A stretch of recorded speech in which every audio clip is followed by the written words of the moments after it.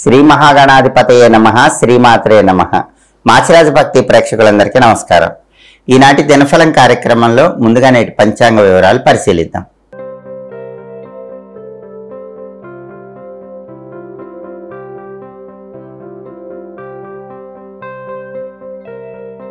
జనవరి 1 దినఫలాన్ని పరిశీలిస్తే ఆదివారము దశమి తిథి ఉంది.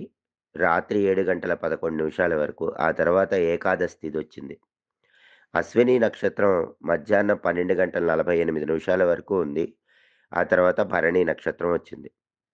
ఆదివారం అశ్విని నక్షత్రంతో కలిసి వస్తే ఆనంద యోగం ఉంటుంది. ఈ ఆనంద యోగం కార్యసిద్ధిని కలిగింపజేస్తుంది.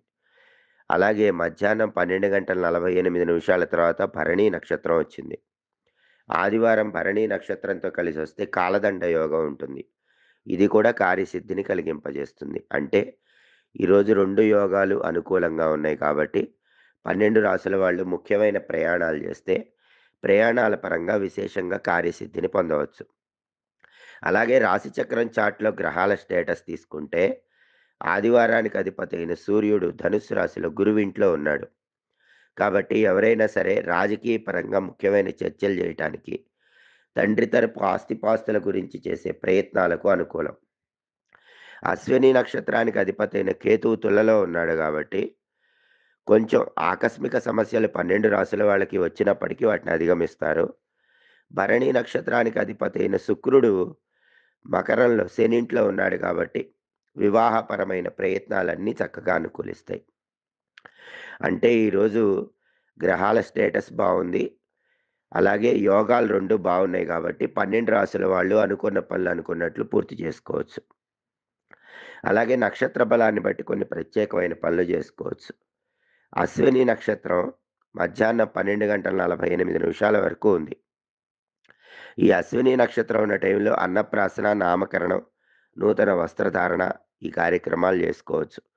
మోటారు వాహనాలు నడపటానికి, కంప్యూటర్ కోర్సులు నేర్చుకోవటానికి అశ్విని నక్షత్రం పనిచేస్తుంది. కొత్త విద్యలు నేర్చుకోవటానికి కూడా అశ్విని నక్షత్రం అనుకూలం. మంత్రతంత్ర విద్యలు నేర్చుకోవటానికి, గురువుల దగ్గర మంత్రోపదేశం తీసుకోవటానికి అశ్విని నక్షత్రం బాగా పనిచేస్తుంది. అలాగే వైద్య విద్యలు నేర్చుకోవటానికి కూడా అశ్విని నక్షత్రం అనుకూలిస్తుంది.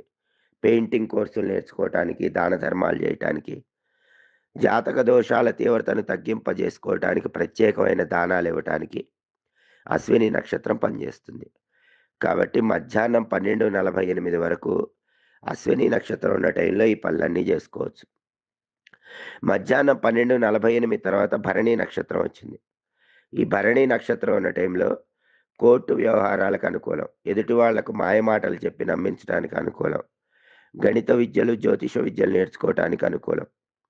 అనారోగ్య నివారణ కోసం చేసే ప్రత్యేకమైన దానాలకు అనుకూలం. ఒక్కొక్కసారి చెడు చేసైనా విజయం సాధించాల్సి వస్తుంది. అలా చెడు చేసైనా విజయం సాధించడానికి చేసే ప్రయత్నాలకు భరణి నక్షత్రం పనిచేస్తుంది. కాబట్టి నక్షత్ర బలాన్ని బట్టి పనులు చేసుకోవచ్చు.